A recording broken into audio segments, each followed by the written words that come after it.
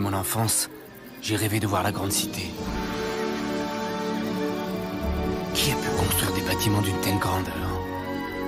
Était-ce là l'œuvre des dieux?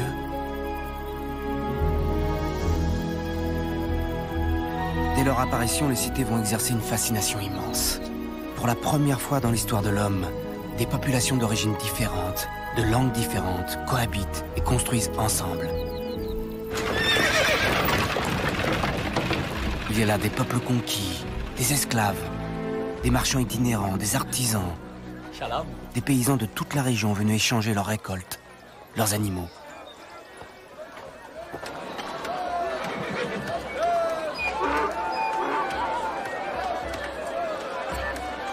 Où allaient tous ces gens? Quel but poursuivaient-ils? Certains se croisaient sans même se regarder. Je n'avais jamais vu autant de tout. Des objets venant de contrées lointaines. Bijoux, parfums, épices, alcool. Certains utiles, mais d'autres uniquement pour le plaisir. Plaisir des yeux, du nez, de la bouche. Plaisir d'entendre.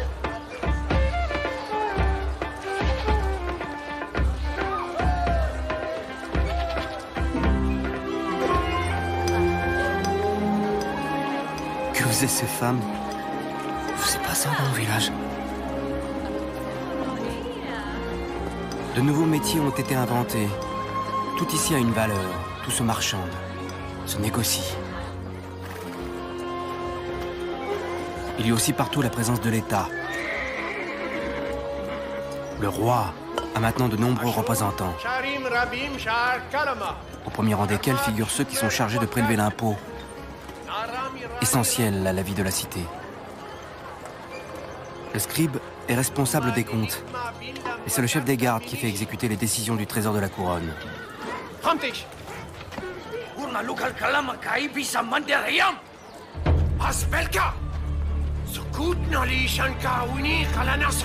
Certains sujets essayent déjà de minimiser leur fortune pour diminuer leur contribution à l'État.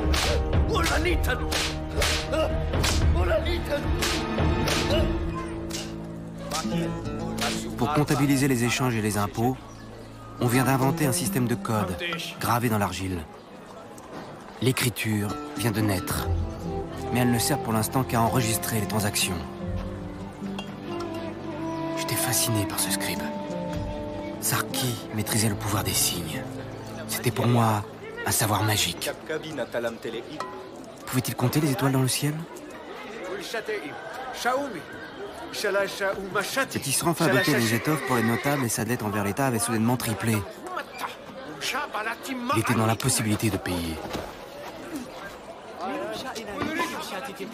Sarki et lui avaient noué une relation d'amitié et sans réfléchir, il s'est porté à son secours. Pourquoi lui demander autant tout de suite? Il pouvait régler en plusieurs fois. Le chef des gardes ne savait pas lire, mais il se souvenait de tout. Rien n'arrêtait sa détermination.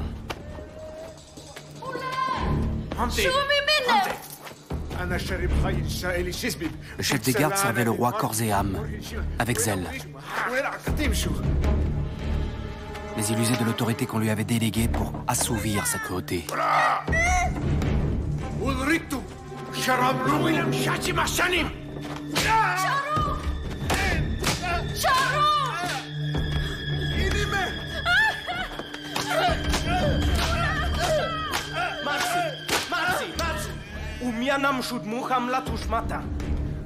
Comment voulez-vous servir le roi si vous le privez de ses meilleurs artisans?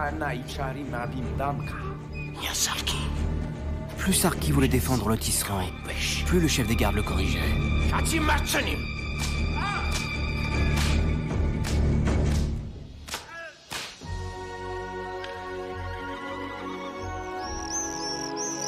Le palais du roi. Le centre de la fourmilière était une immense maison, plus grande que la plus grande dune du désert.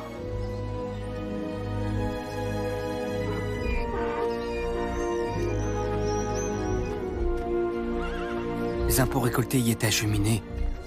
Je voulais voir derrière ces murs. Mais c'était un quartier interdit. Oula! Asuri Shota! Je savais même pas que cela existait. Un endroit où seuls certains peuvent entrer. Je n'avais jamais vu ça.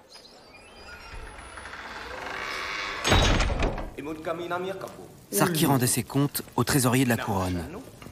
Cet homme était chargé de faire un état précis des richesses et d'estimer les besoins à venir. Il n'avait pas intérêt à se tromper, sa vie en dépendait. L'impôt collecté était ensuite échangé à l'intérieur du palais avec les grands marchands. Le trésor du roi était le plus souvent converti en lingots d'argent. Ces plaques de métal allaient devenir plus tard ce qu'on appellerait la monnaie.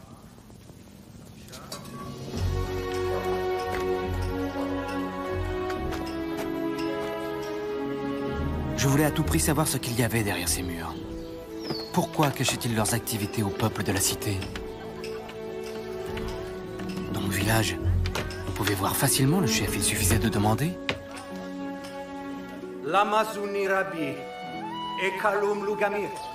C'était comme un village doré à l'intérieur de la cité. Ici se prenaient toutes les décisions de la fourmilière. Tout y semblait merveilleux. Il y avait là des architectes, des artistes et des savants. La plus grande concentration de connaissances jamais rassemblées. Les richesses de l'État servent à entretenir la cité et le prestige du roi, mais aussi à la protection du royaume. Des pillards nomades avaient fait incursion au nord du royaume.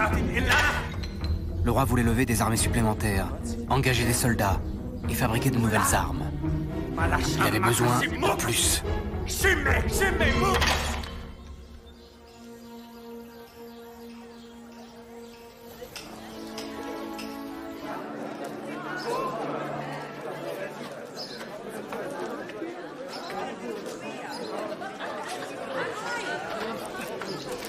J'étais attiré par ce scribe. Je voulais le rencontrer et surtout apprendre. Son savoir me fascinait. Je savais maintenant pourquoi j'étais venu. Je voulais écrire.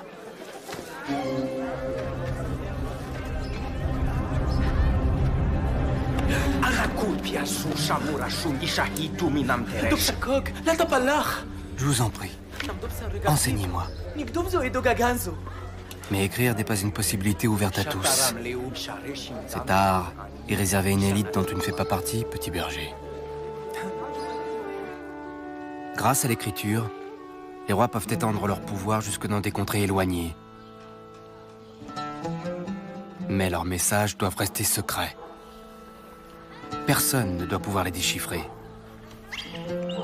D'où l'importance stratégique de la connaissance des signes.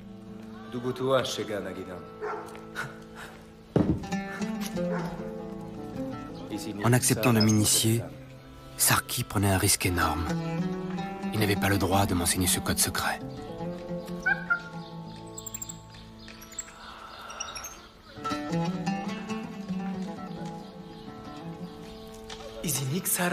Regarde et tais-toi.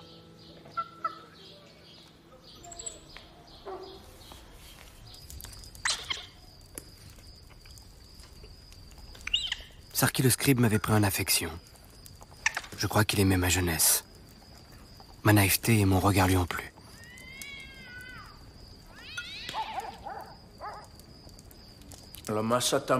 L'écriture est une discipline qui demande de la rigueur, mais n'apprend jamais sans comprendre. Regarde. Le principe est tout simple. Un signe sur de l'argile, et tu choisis ce qu'il veut dire. La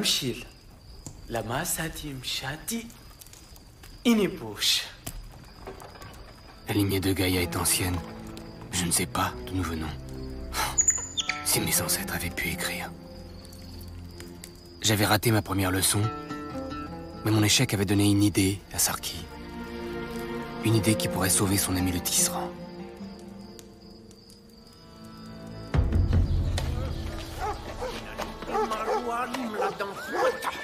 L'année de Sarki avait été choisie pour contribuer à l'effort supplémentaire de guerre. Et le chef des gardes était prêt à le dépouiller.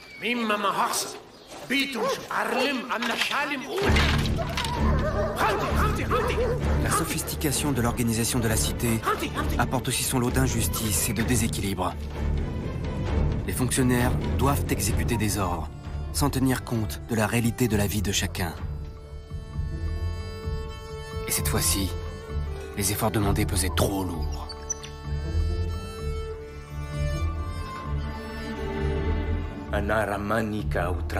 Le tisserand avait caché ses dernières réserves. Après 20 ans de loyauté, Sarki était prêt à trahir son roi. Il était révolté contre les abus et prêt à mentir pour sauver son ami en détresse.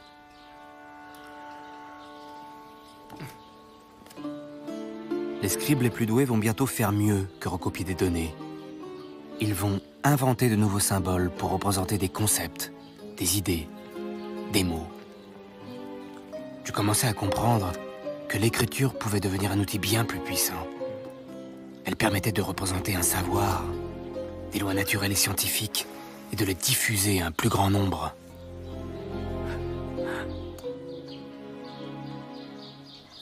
Mais elle pouvait aussi mentir, transmettre de fausses informations et tendre des pièges.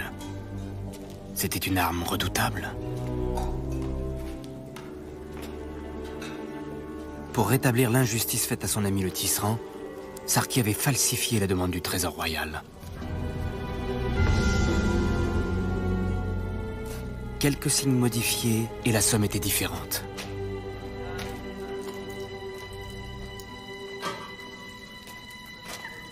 Le trésorier était tendu. Il n'arrivait pas à réunir tous les biens exigés par le roi.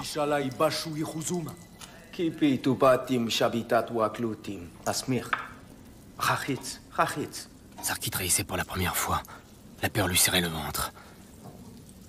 La falsification était bien faite, mais le trésorier avait un doute.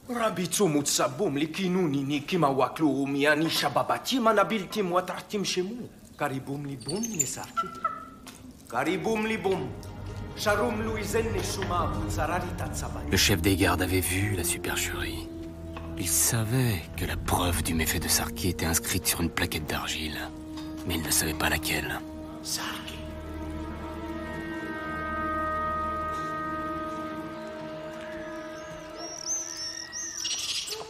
Sarki me traitait durement. Je ne sortais pas. J'avais très peu à manger et je n'avais pas le droit de dormir plus de 4 heures par nuit. Plus j'apprenais vite, plus Sarki augmentait ses exigences. Alors parfois je regrettais la vie au village et mes moutons. Tiens, mais comment écrit-on le mot mouton? Imerlu Udu.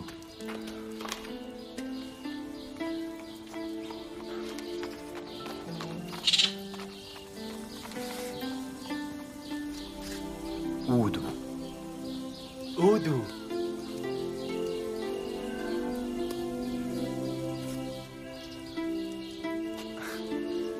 Udu.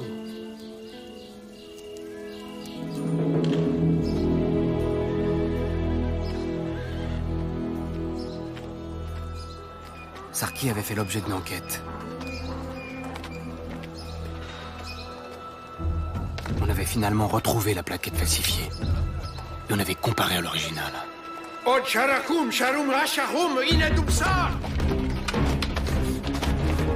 Sarki! Sarki!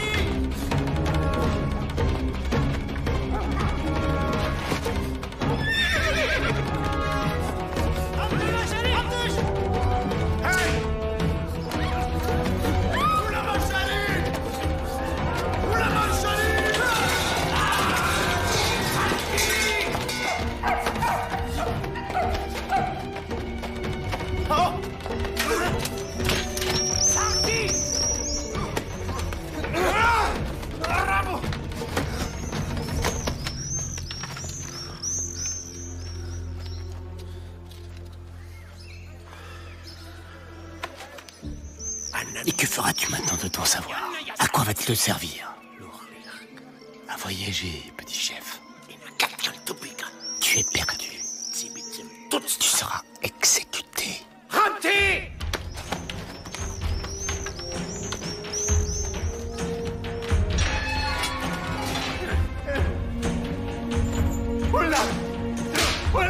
Sarki fut jeté en prison. Logal, le chef des geôles, était une terreur, connu dans toute la cité pour sa force et sa cruauté.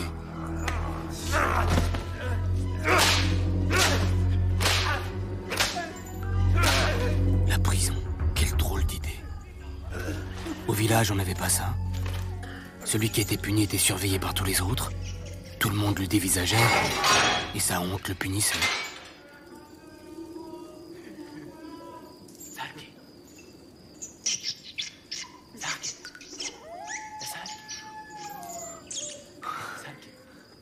Être privé de liberté est un châtiment terrible. Pour un berger inculte comme moi, c'eût été la mort.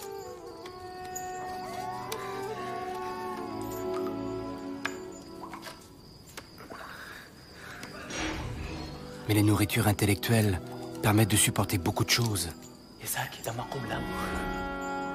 La solitude, l'ennui, les persécutions.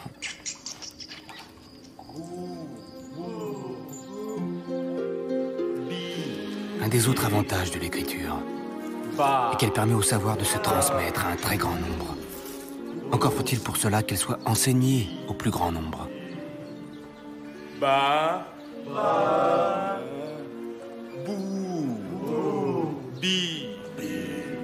Sarki s'était mis en tête d'instruire tous les prisonniers, même le muet.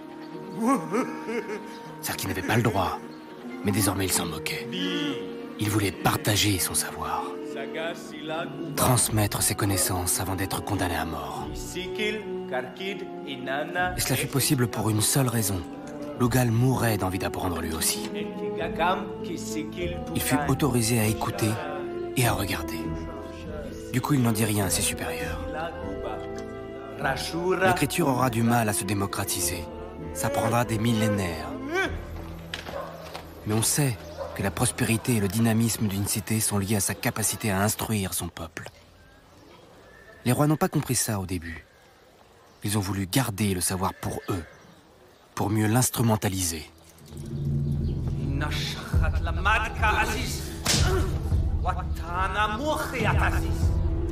Sarki avait trahi son roi. Et pour les grandes affaires, le seul juge, c'est le roi lui-même.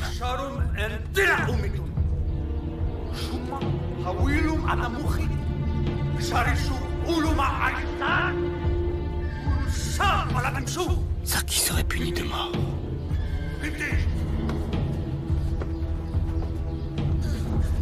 Les hommes mettront longtemps à séparer la justice et le pouvoir.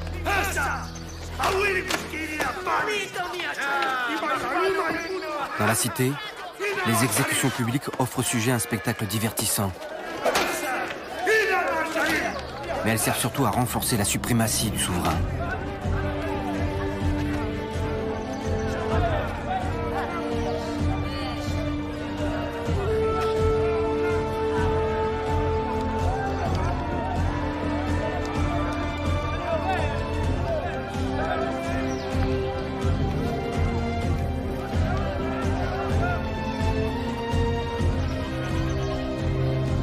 Je ne pouvais pas laisser faire ça.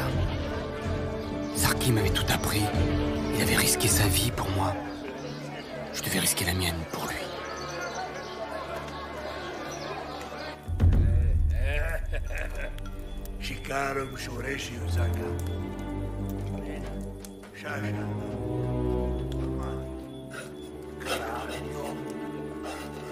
Mal.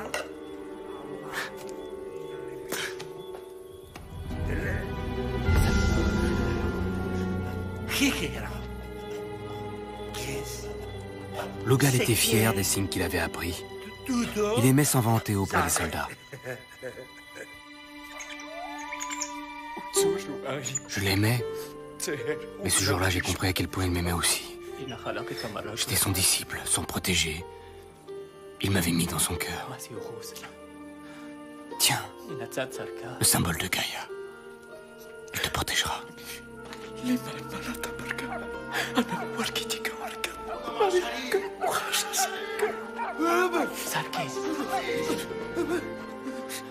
Sarki lama, Sarki lama.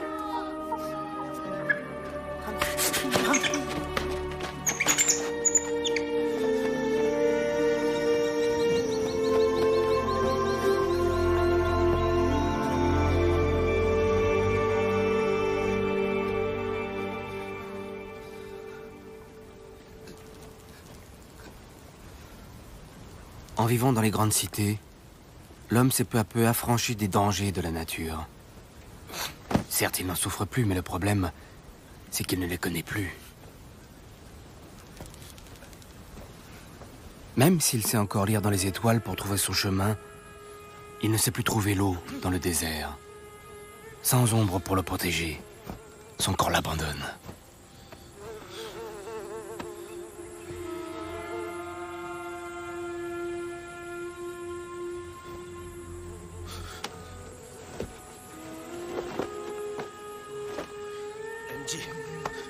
MJ.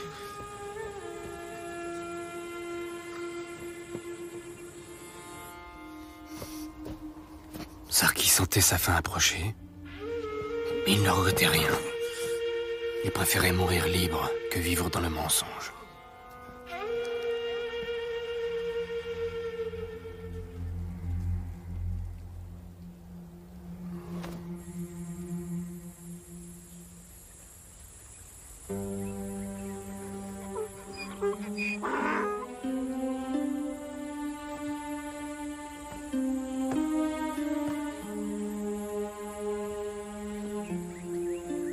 Les gens du désert sont habitués dorénavant à trouver des citadins perdus dans les sables.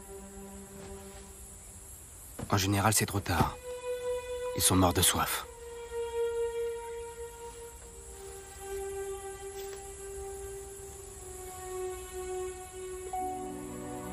Qu'allait-il faire d'un mourant?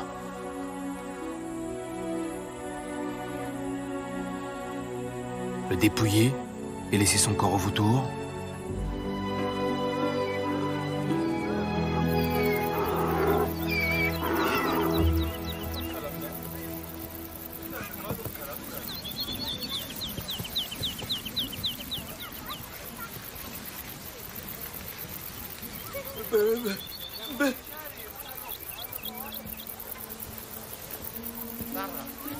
Qui étaient ces gens? Pourquoi l'avaient-ils sauvé?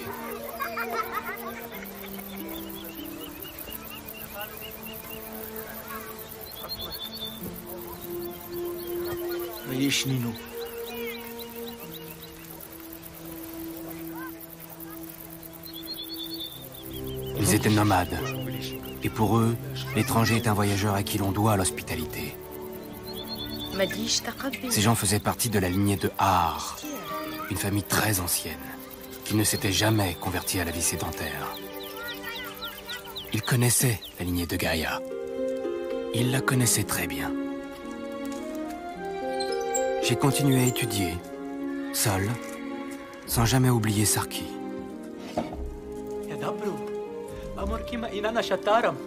Grâce à son enseignement, je suis devenu peu à peu un lettré. Mais le maître me manquait toujours. Il m'avait tout donné. À moi. Le petit berger.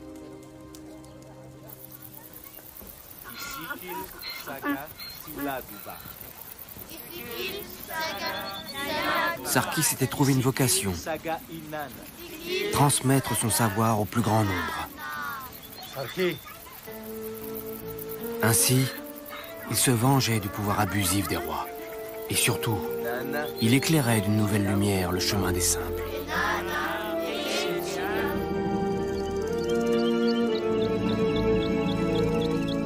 Entre les grands centres urbains, de nouveaux nomades ont fait leur apparition.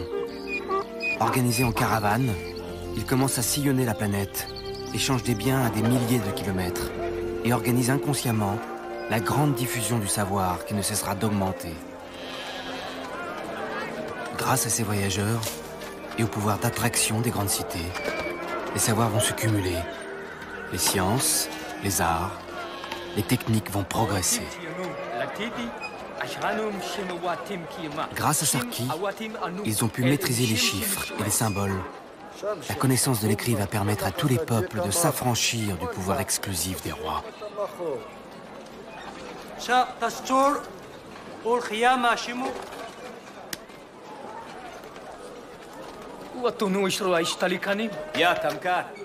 Dix ans avaient passé, et Sarki retrouvait la ville qu'il avait fuie.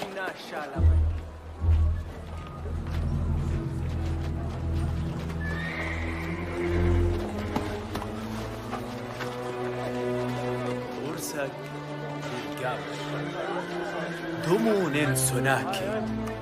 Ekori lilashe. Girni ashmongu.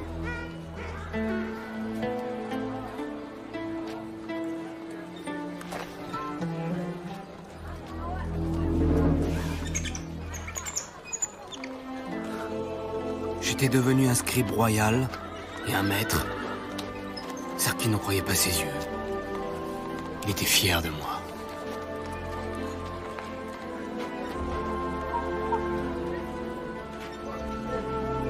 Sarki avait parlé de moi aux nomades du désert. Et il voulait que je me joigne à eux. Il voulait me faire découvrir le monde, ses richesses et ses peines. Inamati ariak.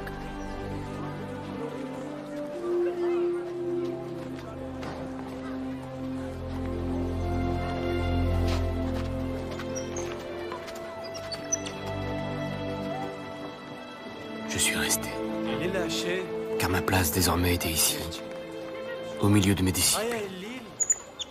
L'écriture avait besoin de moi. Mon rôle n'était plus de compter les trésors du roi. J'écrivais la grande histoire des hommes. J'écrirais la suite de l'histoire de la lignée de Gaïa, pour qu'elle soit lue et entendue aux confins du monde, et pendant des milliers d'années. L'écriture va bientôt devenir le pilier de la création humaine, le plus puissant moyen de communication de l'univers. Les hommes seront bientôt des milliards, et ils communiqueront entre eux leur savoir de plus en plus rapidement. Et quand ils ne sauront plus où aller, ils regarderont derrière, pour savoir d'où ils viennent.